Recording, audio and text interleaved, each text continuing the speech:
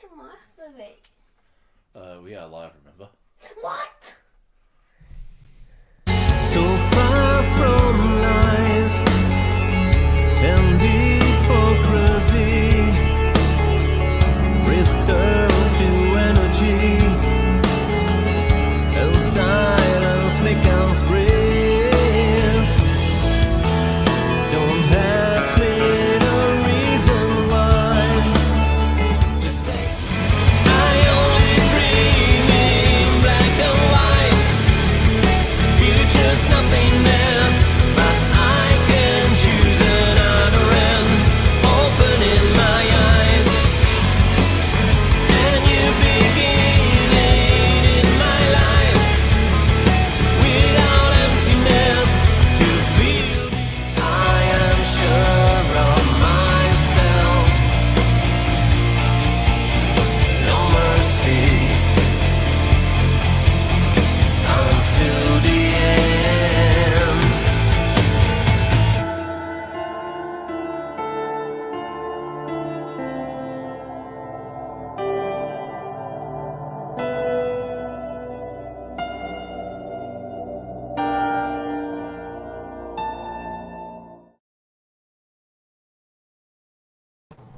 Good evening. Yes, that was Victim of Illusion from the album Invisible Light. And this is the Tall Friendly Atheist Ed podcast, part 6 of An Atheist Reads, Letter to a Christian Nation by Sam Harris. And it's a pleasure to have old friend JJ on the line. JJ, how are you? Wonderful today, thank you. Surprisingly alert for this time of day. It's nice to be here. Fair enough. The Cullen skink must have done it for you.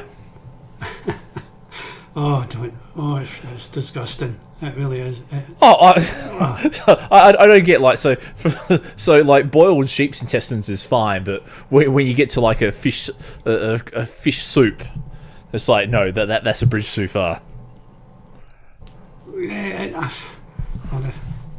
The sheep's stomach's got like chopped up lungs and liver and things in it, so I mean that helps. But I think it's when you're talking about a bowl of milk, hot milk with chunks of onion and potato and smoked haddock. You know, I've tried it, and oh no, these ingredients on their own are lovely. You know, and I think perhaps put them all together. The taste. Yeah, Oh, boy. Some places stick a big lump of butter in it as well, and the butter floats. You know, it's floating on the milk. Oh, okay. Most people do like it. I mean, it's a big favourite here. But Yeah. there was a little cafe near the uni that sold it, and I tried it, and that's just disgusting. But, anyway, personal taste. It's delicious. Haggis. I'm a big fan of haggis. However, there is a big difference in quality of haggis. You know, the mass-produced stuff isn't very good. It's edible, but you better get the speciality haggis. Tastes much better. So haggis in a can.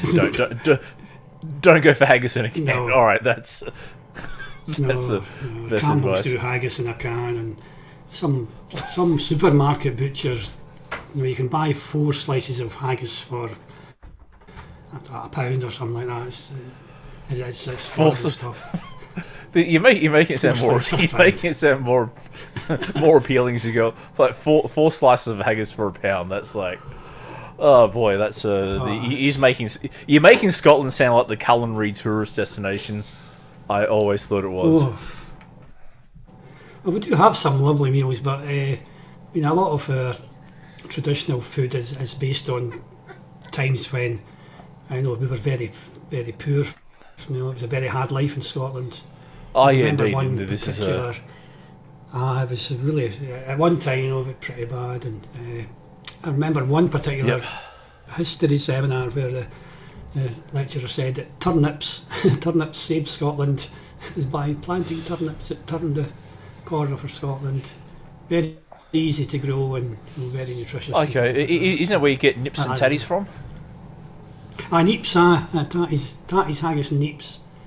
You can also just have potatoes and turnip on its own. So it's just tatties and neeps. There's a name for it when you combine them together, and I can't remember what it is. And look, Marvellous. Phoebe Jo, neeps and tatties for everyone.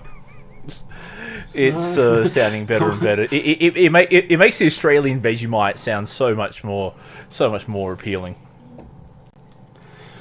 I can see boy, it. so, yeah. I would prefer prefer neeps and tatties to Vegemite. I would say that. Okay, because I've obviously grown up on Vegemite, but I've never tried like the Marmite, which is a little bit more bitter apparently. So yeah. Anyway, so we're on page 57 of Letter to a Christian Nation by Sam Harris. This is a fairly short book, so I'll probably get 2 more parts, or so probably 1 more part after tonight. It is fairly short, but yeah. Anyway, so anyone who's listening, feel free to put comments in. And yeah, we'll slowly respond to comments as they come in. So, Phoebe, hold on. What's this about? Combine Vegemite with neeps and tatties. I will run away, run away. Okay, now we know how to get rid of you. So thank you for showing me your weakness. Oh boy. So anyway, so this part of the book, so the book is basically written like a very long letter. There's really no chapters or, very little subdivision. So this heading is titled The Power of Prophecy. So I'll start reading in 3, 2, 1. It is often said that it is reasonable to believe that the Bible is the Word of God because many of the events recounted in the New Testament confirm Old Testament prophecy. But ask yourself, how difficult would it have been for the Gospel writers to tell the story of Jesus' life so as to make it conform to Old Testament prophecy? Wouldn't it have been within the power of any mortal to write a book that confirms the predictions of a previous book? In fact, we know on the basis of textual evidence that this is what the Gospel writers did. The writers of Luke and Matthew, for instance, declare that Mary conceived as a virgin, relying upon the Greek rendering of Isaiah 7:14. The Hebrew text of Isaiah uses the word Alma, however, which simply means young woman, without any implication of virginity. It seems all but certain that the dogma of the virgin birth, and much of the Christian world's resulting anxiety about sex, was a product of a mistranslation from the Hebrew. Another strike against the doctrine of the virgin birth is that the other evangelists have not heard of it. Mark and John both appear uncomfortable with accusations of Jesus' illegitimacy, but never mention his miraculous origins. Paul refers to David as being born of the seed of David, according to the flesh, and born of woman, without referring to Mary's virginity at all. And the evangelists made other errors of scholarship. Matthew 27, 9-10, for instance, claims to fulfill a saying that it attributes to Jeremiah. The saying actually appears in Zechariah 11, 12-13. The Gospels also contradict one another outright. John tells us that Jesus was crucified the day before the Passover meal was eaten. Mark says it happened the day after. In light of such discrepancies, how is it possible for you to believe that the Bible is perfect in all its parts? What do you think of Muslims, Mormons, and Sikhs who ignore similar contradictions in their holy books? They also say things like, the Holy Spirit has an eye only to substance and is not bound by words. That's from Luther. Does this make you even slightly more likely to accept their scriptures as the perfect word of the creator of the universe? And going to pause it there for a sec. This is interesting. So I have studied the Isaiah 7:14 passage, quite a lot, and I'd probably say I have a bit of familiarity with it. And yeah, like if this was the only problem with the Isaiah 7:14 passage, I would go, yeah, okay, that is interesting. But the whole thing about the Isaiah the Isaiah 7 passage is that it's not even referring to Jesus. And this is one of the weird things is that they've taken this one verse, used a mistranslation, completely remove it from the original context, and then try to say, yes, this is about Jesus. JJ, are you familiar with Isaiah 7? I'm very familiar with that, yes. I mean, it's a sort of core text for Christians knowing prophecy, and as you rightly said, it's completely and utterly ripped out of context. It's actually embarrassing when you look at the Hebrew text. It's embarrassing that anybody can be so far out with it, It's interesting. Now, just going through the comments, our old friend Phoebe says, now she knows how to get rid of me. Just wheel out a few Ashes wins. Don't you dare, Phoebe. So I'm going to say to you, don't you dare. Old mate Akashdeep Roy, he's back with a yo. Hey Akashdeep, good to see you again. And we have another friend who's come in to I forgive me if I'm saying this incorrectly, Nazrul Hok or Hokwe. I'm not going to invite other people on the stream tonight. However, on Sunday night, I may actually have an open channel where I will accept people coming in and we can debate then. So if you come back about this time in 2 days' time, then yes, we can have that conversation. Not today. I want to get through this book. So please don't take it as being rude. Just not tonight. However, yeah, in 2 days' time, we can do that. That's fine. So the Isaiah 7 passage is it's actually about. Now I did challenge a particularly fundamentalist Christian about the fact that what use is telling the king of Israel that in 700 years time a baby is going to be born, and before that kid is born, the two kings that you fear will be laid waste, and it's like. I did hear the excuse that it was meant to reassure Hezekiah. I think it was Hezekiah. It was meant to reassure Hezekiah of his faith, but it's like, no. Isaiah was speaking directly to the king, and he said, "This is the sign to you that So, but no, I've got." Yeah, exactly. And so I'm actually in my next book. I'm actually, which is in current in various stages of procrastination. I've actually got like about 7 different points where that prophecy fails, and it's actually it's actually quite interesting that so many mistakes. Indeed. Then we get to where it talks about Matthew 27:9-10. Claiming that the prophecy came from Jeremiah but was actually found in Zechariah. Now, there are a couple of apologetics that I've heard for it, and I'm actually... One of them I'm willing to accept, and the other one I'm not.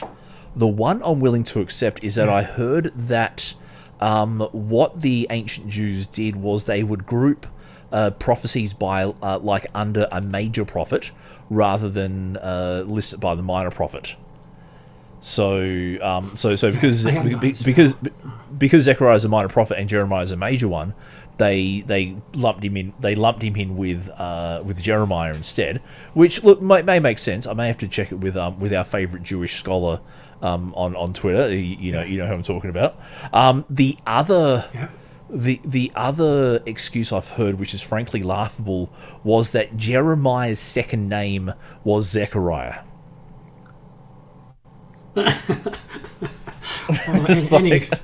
Any port in the storm.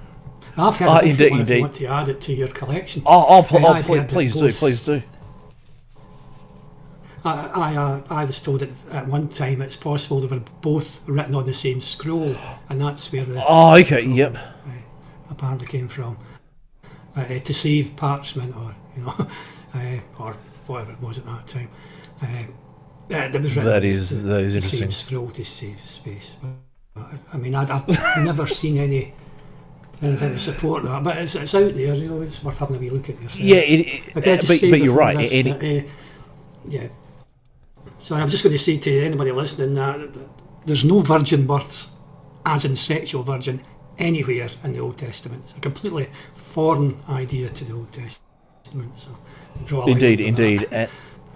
And the other part of like the idea of God having a secret son that he's dropping hints about, I find that quite interesting as well. Now, just to go back to Nazrul in. Oh.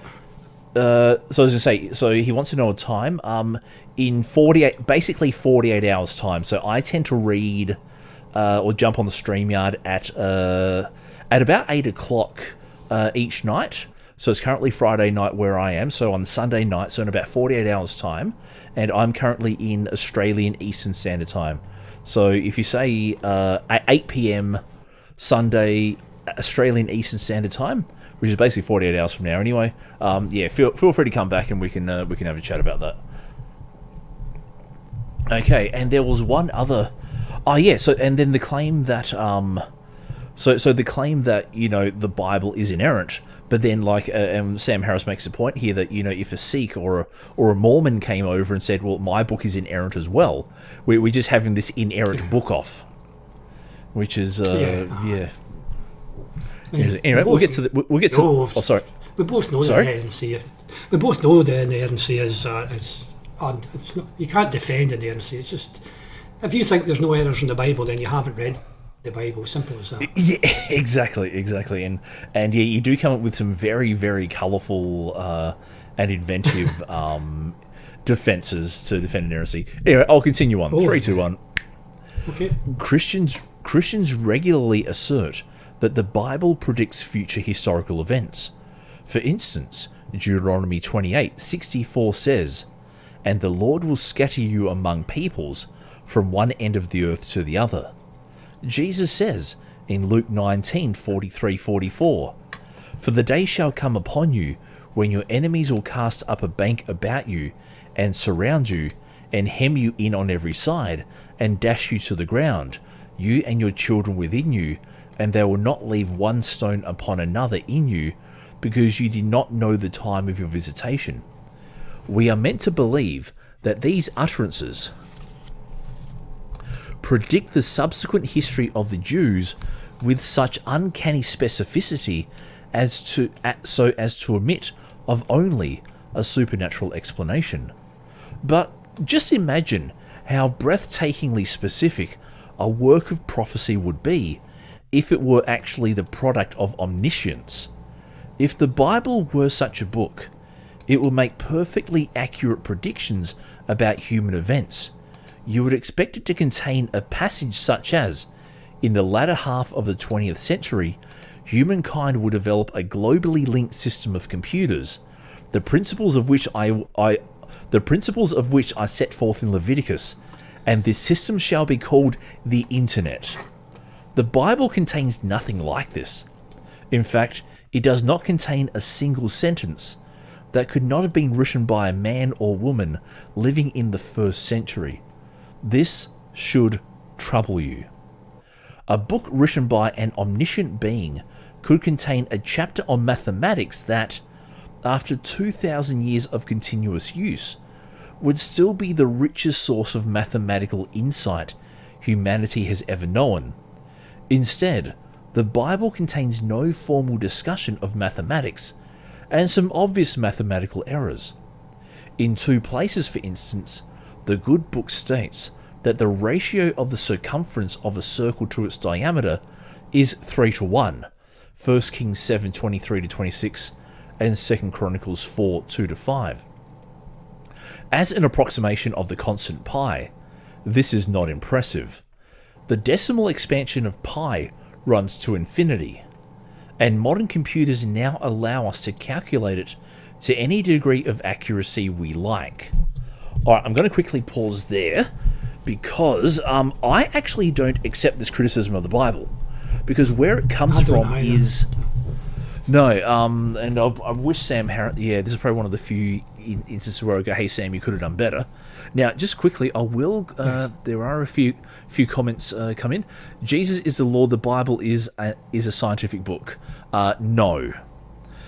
Bible equals infinitely advanced book. No.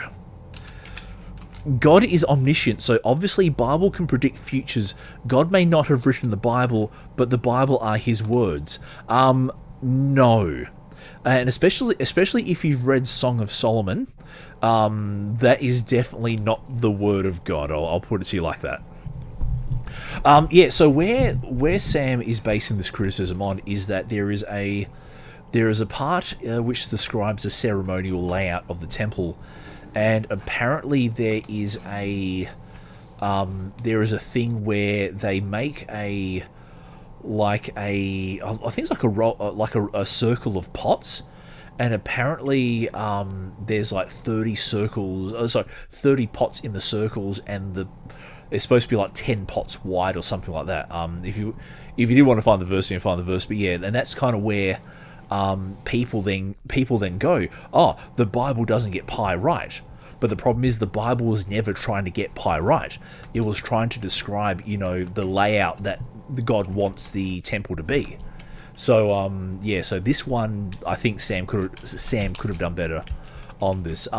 The part about general mathematical use, I will actually sustain that as a criticism, because mathematics being one of the most useful tools in human history, you would have liked it to at least have some sort of like the Riemann equations,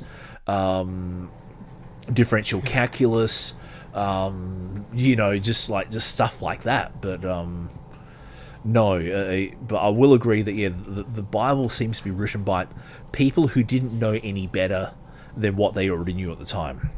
For example, like if we wrote the Bible now, it will be so much more advanced. It will be so much more scientific. It will be so much more, mathematical. It would incorporate the fact that that space is infinitely vast, stuff like that. But yeah. There's quite So a few, anyway, there's quite a few anti-Christians and ever used that example, and I don't find it persuasive at all. What they are, to me, they are turning into the fundamentalist. That's the way I see it, like an atheist fundamentalist, insisting that indeed. if there's one mistake in the Bible, we kick it all out. But I'm not allowed. But the mistakes, I think there's something about that pi, and it's at a hand's breadth as well, and it's argued that that is a 0.14 because it's not exactly 3. They do mention a hand's breadth or something, but that's it's nitpicking to me. It makes no difference. Correct. At all to me. It's just a silly example. Yeah, exactly. And I would much rather focus on the fact that Genesis 1 clearly states that there's a dome over the earth. That's a lot more of a clanger than this thing about pi. It's like, yeah. Anyway, let's continue on. But the Egyptians and Babylonians both approximated pi to a few decimal places several centuries before the oldest books of the Bible were written. The Bible offers us an approximation that is terrible even by the standards of the ancient world. As should come as no surprise, the faithful have found ways of rationalizing this, but those rationalizations cannot conceal the obvious deficiency of the Bible as a source of mathematical insight. It is absolutely true to say that if the Greek mathematician Archimedes had written the relevant passages in 1 Kings and 2 Chronicles, the text would bear much greater evidence of the author's omniscience. Yeah, but this is the thing, they weren't trying to write a mathematically precise thing. They were just trying to write a layout of the temple. So, I won't, as a mathematical textbook, I'll agree the Bible is completely terrible, but not because it doesn't get the approximation of pi right. Oh, and Yahweh has decided to pop into the... Yeah, exactly. Yahweh has decided to pop into the chat. Done well exposing my servants. Thank you very much. I'll happily keep on doing it. Okay, let's continue on. Why doesn't the Bible say anything about electricity, or about DNA, or about the actual age and size of the universe? What about a cure for cancer? When we fully understand the biology of cancer, this understanding will be easily summarized in a few pages of text. Why aren't these pages, or anything remotely like them, found in the Bible? Good, pious people are dying horribly from cancer at this very moment, and many of them are children. The Bible is a very big book.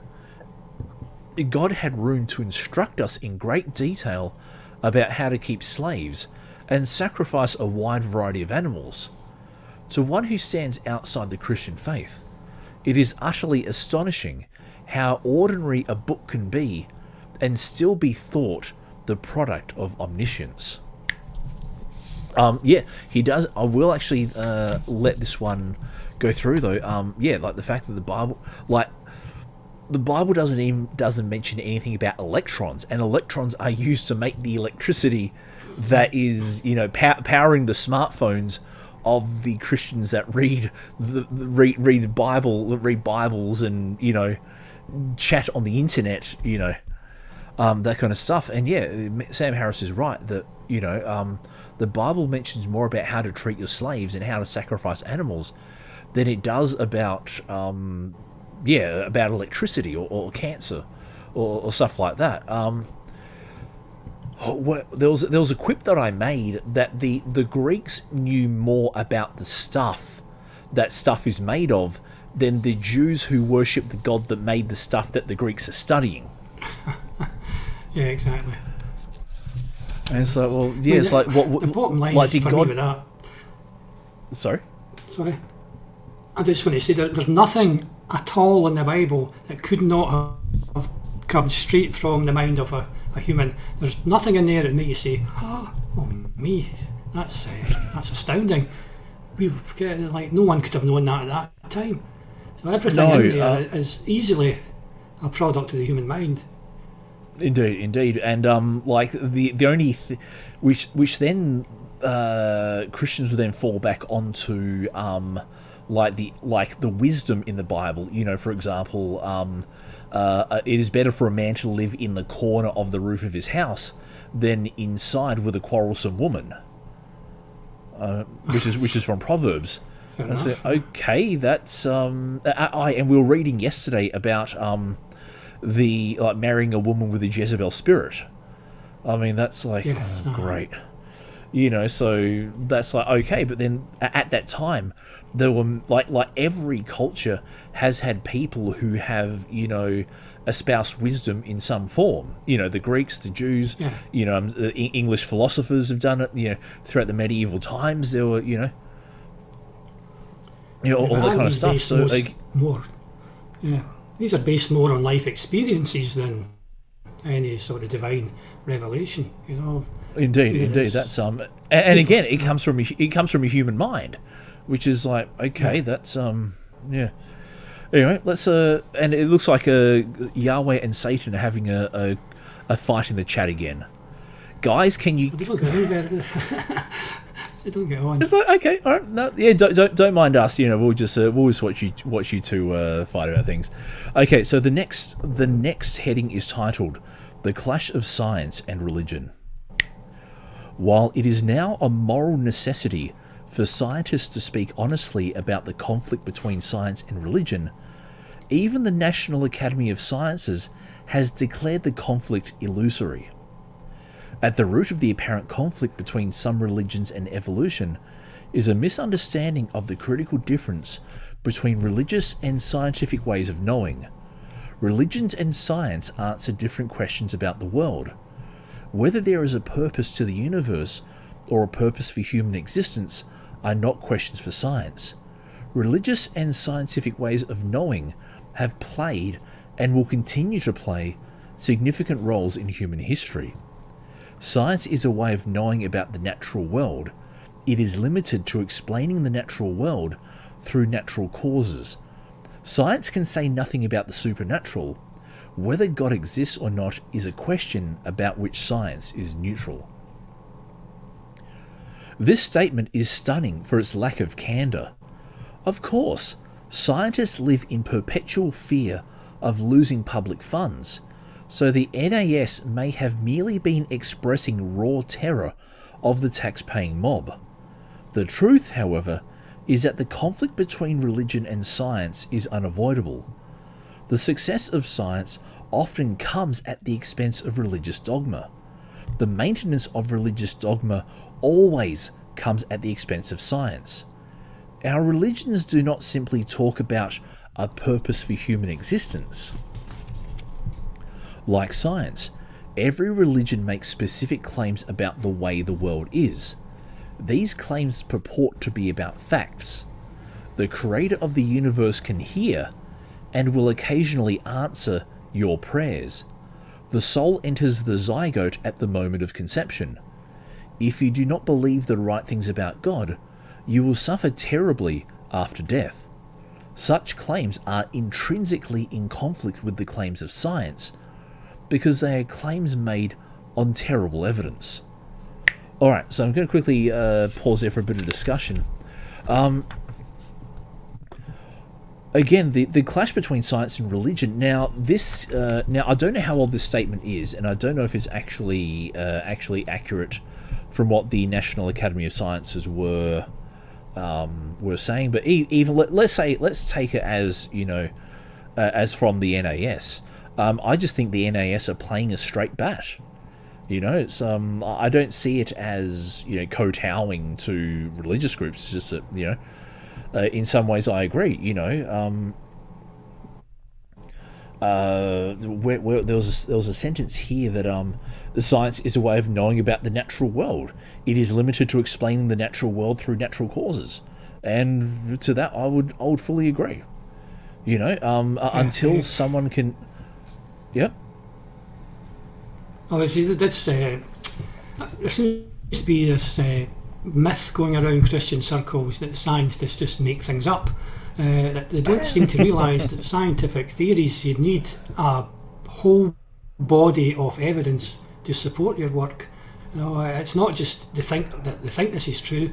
I mean, yourself, the procedure you've got to go through to get published is quite rigorous. Indeed, yes. You need a robust, research before you get accepted anywhere. And even then, people are still pulling you apart.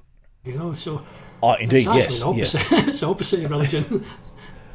And even then, even after you publish, people are still pulling you apart. And occasionally, some bad stuff does get through. Yeah.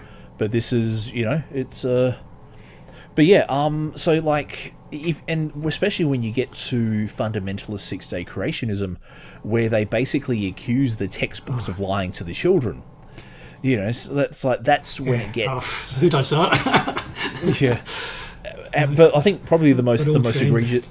Yeah, the most egregious example would be where there's a video where Ken Ham has a room full of children, and he says, who should you trust, God or the scientists?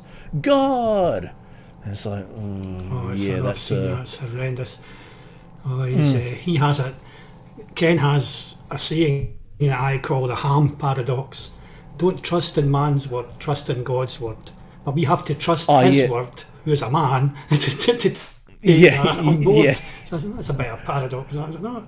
Indeed. But this whole... Sorry, when you go. Yeah. There's this whole thing about, you weren't there, but I have the word of someone who was. Again, that's just oh, God. No, you don't, actually, no. And Kent Hovind's favourite approach with lies in the textbook, he's got a whole series of things, I believe it's called Lies in the Textbooks, as he takes a textbook from 60, 70 years, he'll take a textbook from 60 years ago and go, this is a lie. No, this is what science kind of hinted at way back in the 60s or whatever. This is the current state of research. 50, 60 years later, he's going, they were lying to you all, send me money. Yeah, I know. But then that reminds me of just on that topic, the idea of evolution is false because Ernst Haeckel falsified some drawings. Yes. Uh-huh. You know, like Yeah, that. undermines it. Well, Kent's still hanking on about that, isn't he? He's still out to lunch on that. Like, He is, and I know. I may have told you about my creationist friend, who is planning on suing the Department of Education. In his 100 and something page, his 100-page killer document that he's planning as being like his hammer solution, he actually does have the fact that Hackle falsified drawings. And so I actually responded to him and I said, look, mate, you know, Hackle falsified drawings in his first edition of his book. In the second and subsequent editions, he corrected those errors, and now microphotography has actually proven what Hackle was saying all along. It's like, it's there's no hilarious. understanding these people. You know, the only way I can sort of square it in my mind is it's like 10 and 11-year-old children when they're starting to develop their intellect. You know, there's different types of learning. You know, there's visual and audio learning. Yep. And I think that stage you start to get towards critical thinking, you know, and abstract thinking, concrete thinking. I think some of these fundamentalists never get past that stage of being 11 or 12-year-old in that sort of thinking stage. Yeah. Because it's not everybody that's capable of critical thinking. You know, it's not everybody who can put abstract thoughts together. Yep. You know, Now, Ken what I'm Newton's going one, for to example, Ray Comfort's another. You know, I think they've got real learning problems. So what I'm going to do is I'm going to post a comment in the chat. And Satan's comment, not even Yahweh likes his shitty servants. That's an interesting one. Okay, so I'm going to post a link in the chat. He's a YouTube science educator named Forrest Valkai, and he actually does take apart anti-evolution creationist videos. And there's a very telling comment that he makes. I don't know if you've ever heard of Kyle Butt. He's from the YouTube channel World Video Bible School, and he has a video, 6 Reasons to Not Believe in Evolution. And so that link I just put in the chat is like a link to Forrest Valkai's response. And he's actually got a really pressing line where he says that Kyle Butt isn't even trying to present a straw man of evolution. What he's done, he's just basically regurgitated something that someone else told him. And I think that's actually very, very telling. Like Kyle Butt and by extension all these other anti-evolution creationists, then they haven't studied the theory of evolution and strawmanned that. What they're doing is just repeating stuff that they've been told.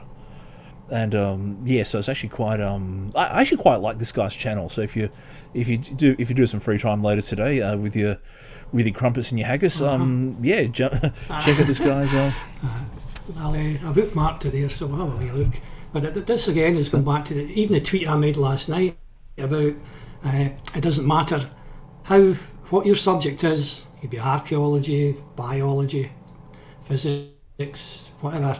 You can spend years and years at uni, decades in a related career, but every single Christian on Twitter knows your subject far better than you. Yes, because they have the knowledge from the creator of the universe. You see, and that's why they know more than the scientists. Didn't you know that? Anyway, let's continue on with the book. 3, 2, 1. In the broadest sense, science, from the Latin scire, to know, represents our best efforts to know what is true about our world. We need not distinguish between hard and soft science here, or between science and a branch of the humanities like history. It is a historical fact, for instance, that the Japanese bombed Pearl Harbor on December the 7th, 1941. Consequently, this fact forms part of the worldview of scientific rationality. Given the evidence that attests to this fact, anyone believing that it happened on another date, or that the Egyptians really dropped those bombs, has a lot of explaining to do. The core of science is not controlled experiment or mathematical modelling. It is intellectual honesty. It is time we acknowledged a basic feature of human discourse. When considering the truth of a proposition, one is either engaged in an honest appraisal of the evidence and logical arguments, or one isn't. Religion is the one area of our lives where people imagine that some other standard of intellectual integrity applies. And that's actually quite a good point there. There was a point that I made the other day I was responding to someone's tweet, and it was like, when we go to a court of law, or when we get a doctor's diagnosis, or when we talk to our accountant, we want things to be told to us of the highest standards of evidence. Like, when you go to the hospital, you want those people who have studied their craft, who have studied their trade, for years and years and years, and will accept when they got things wrong. Yet, when it comes to our eternal destiny, a book that was last updated when, gladiators killing each other for entertainment was still a thing. Yeah. It's a completely different mindset.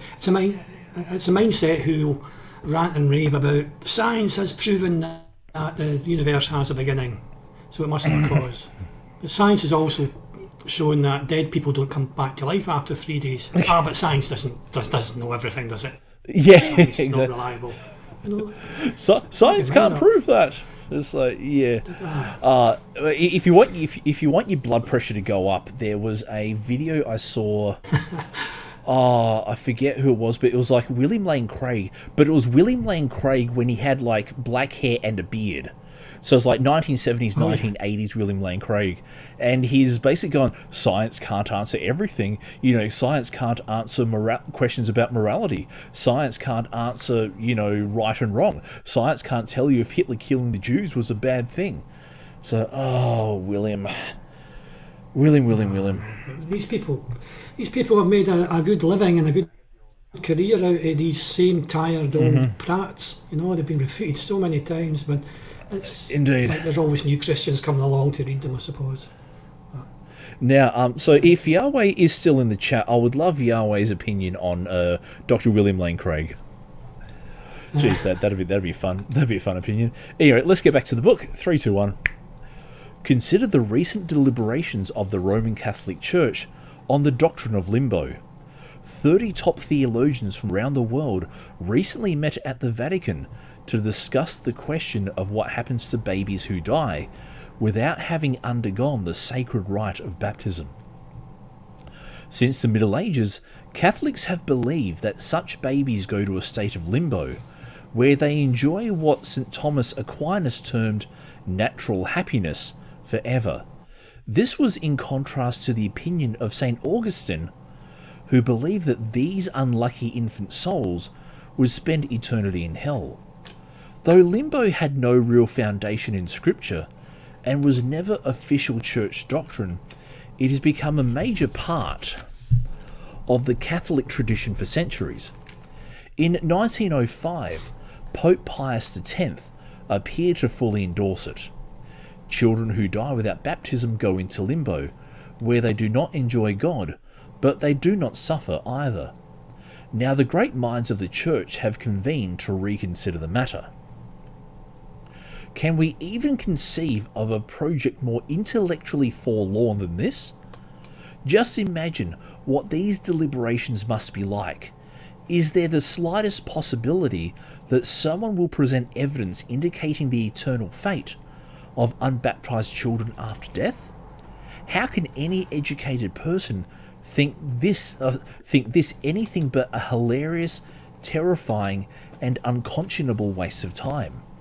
When one considers the fact that this is the very institution that has produced and sheltered an elite army of child molesters, the whole enterprise begins to exude a truly diabolical aura of misspent human energy. And that is actually correct. Like this line here, the very institution that has produced and sheltered an elite army of child molesters. That is, I tend to refer to the Roman Catholic Church as the biggest criminal organisation in history, but I like this one as well. He certainly chooses his words well, doesn't he? He chooses some powerful words in there, and some words that hit well. I mean, that's only one area of crimes against humanity, if you like, by the Vatican Catholic Church. There's all sorts of scandals about laundering money and mafia links, and there's other problems with it as well. No, but haven't they abolished limbo altogether? Now, isn't limbo just been jettisoned for way back in maybe 2006? I don't know, maybe God changed his mind on the issue. You never quite know with God. He will, he'll say that, he'll say limbo's in one day, and alcohol's in one day and alcohol's out the next, all that kind of stuff. Anyway, let's continue on. That's fine. Okay. The conflict between science and religion is reducible to a simple fact of human cognition and discourse. Either a person has good reasons for what he believes, or he does not. If there were good reasons to believe that Jesus was born of a virgin, or that Muhammad flew to heaven on a winged horse, these beliefs would necessarily form part of our rational description of the universe. Everyone recognizes that to rely upon faith is to decide specific questions of historical fact is ridiculous. That is, until the conversation turns to the origin of books like the Bible and the Quran, to the resurrection of Jesus, to Muhammad's conversation with the Archangel Gabriel, or to any other religious dogma. It is time that we admitted that faith is nothing more than the license religious people give one another to keep believing when reasons fail. When believing strongly, without evidence, is considered a mark of madness or stupidity in any other area of our lives, faith in God still holds immense prestige in our society. Religion is the one area of our discourse where it is considered noble to pretend to be certain about things no human could possibly be certain about. It is telling that this aura of nobility extends only to those faiths that still have many subscribers. Anyone caught worshipping Poseidon, even at sea, will be thought insane. And yeah, that's where that section ends. He's right. The bigger the religion, the more the fantasy propagates. Because how can I say? Like, if we look at a minority religion like Zoroastrianism, there's hardly anyone now who will say that there are two equally balanced gods, one named Ahura Mazda and the other one Angra Mainyu, who are, like the light and dark of each other and battling for supremacy. That one seems to have gone by the wayside in proportion to the numbers that they have. In Western culture, there's hardly any Buddhists, so we don't talk about reincarnation. Like, that doesn't enter the equation. But it seems that when you come to Catholicism and Islam, and also by extension Christianity, then the whole idea about limbo, or the whole idea about heaven and hell, or the whole idea about God being unhappy with you drinking some alcohol, all of a sudden becomes part of the equation. Now, just to look at Phoebe J. Rose's comments here. This is okay. I was in Ireland and there was a line at a museum. There is no archaeological evidence. Well, it's good that we have a Masters in Archaeology here to debunk that one. For this battle to have taken place, yet people... because the comment's been split in two parts, yep. For this battle to have taken place, yet people still talk about it as factual. What do I think about cosmic ordering? Phoebe, if you could describe what cosmic ordering actually is. Are you talking about the fine-tuning argument, or are you talking about something else? But yeah, I'll end the reading of the book tonight. So there's only there's only about 10-15 pages left. I said this is a very short book. But yeah, let's just... I do like what Sam Harris has to say, but I find it tough listening to him. It sounds a bit picky, but I mean, he says it makes an awful lot of intelligent points, and it's very monotone and lacks emotion in his voice, for me anyway, but I mean, that doesn't affect his argument, it's just a nitpick. No, true, but I do find that's actually kind of his charm. So on one hand, you have Dawkins and Hitchens, who are, and especially Hitchens, who will, on stage completely eviscerate their theological opponent. But then you have Sam Harris, who speaks very, very calm, and it was actually quite telling. There's a video where Sam Harris was on Bill Maher's talk show, and he was on a panel with Ben Affleck, and yes, and Ben Affleck basically got into his face saying, you're being racist, and Sam Harris just responded in his typical calm manner. And Phoebe, Noel Edmonds, I don't know who Noel Edmonds is. Oh, okay, here we go. So you did actually respond to the second. You asked the cosmos. You ask the cosmos for things, and you do things which are good, and the cosmos rewards you.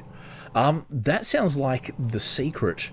And if you actually, if you jump onto the YouTube channel and listen to the reading series I've got called Total Life Prosperity, Creflo Dollar, who is a prosperity preacher, gets kind of close to that. But he puts all the Christian esoteria around it. But it's basically, if you pray and you claim it and you name it, then you will receive it. So so jump onto the YouTube channel, look for the playlist for Total Life Prosperity. JJ, I think we're actually up to part 9 of that one now. Because we did an episode last night for it. So yeah. Anyway, good old Creflo Dollar, yes. And we're actually doing a second series of his. He's got another book out that I'm reading called Why I Hate Religion, which is kind of ironic. Your guess, if Scottish lived in the UK, would. Okay, tell us about Noel Edmonds, JJ. Well, Noel Edmonds sort of began as a disc jockey on radio, and he broke into children's television. He had an extremely popular children's TV show called Swap Shop. It was a Saturday morning thing, they had guests on that, and they played games and phone in and pop bands and things on it. And he had I don't know if he still got it or not, but he had a very popular show, Deal or No Deal. I don't know if you've got the equivalent over there. We do, yeah. But so he was the presenter of that. But he was a disc jockey. He was originally known for way back in the 70s and 80s, probably before the 90s. He was famous before the 90s. He was one of that generation of Tony Blackburn, of Jimmy Savile, unfortunately, Noel Edmonds, that sort of era. But he was a big personality. He did quite a lot of charity work as well. He was very popular, but he's fell out of the limelight in recent years. Yeah, Mr. Bobby and Noel's House Party.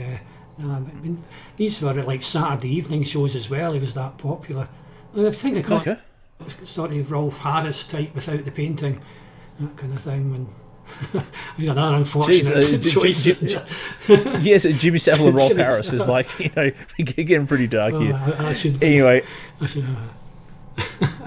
I'm not suggesting for a second that Noel's anything like them. I'm sure he's quite the opposite. No. It's just it's like it's interesting how our heroes turn out to be scumbags sometimes. But anyway, JJ, I'm gonna end the reading for tonight. So JJ, thank you for being with me. Thank you to everyone who's posted in the comments. Phoebe, thank you for jumping in. I love your comments there. Thank you to Yahweh and Satan for having another cosmic battle in the chat. Akashdeep, thank you for popping in as well. And who was the gentleman? Nazrul. Nazrul, come back in 2 days' time, and I mean roughly 2 days' time, and we can have a bit of a chat on air. Anyway, guys, wherever you are, wherever you happen to be, whenever you listen to this, look after yourselves. If you want to contact me, jump on Twitter at TFADpod, Facebook.com/TFADpod, or head over to the podcast, Anchor.fm/TFADad. But that's been JJ, I've been Damien, and wherever you are, look after yourselves, and good night.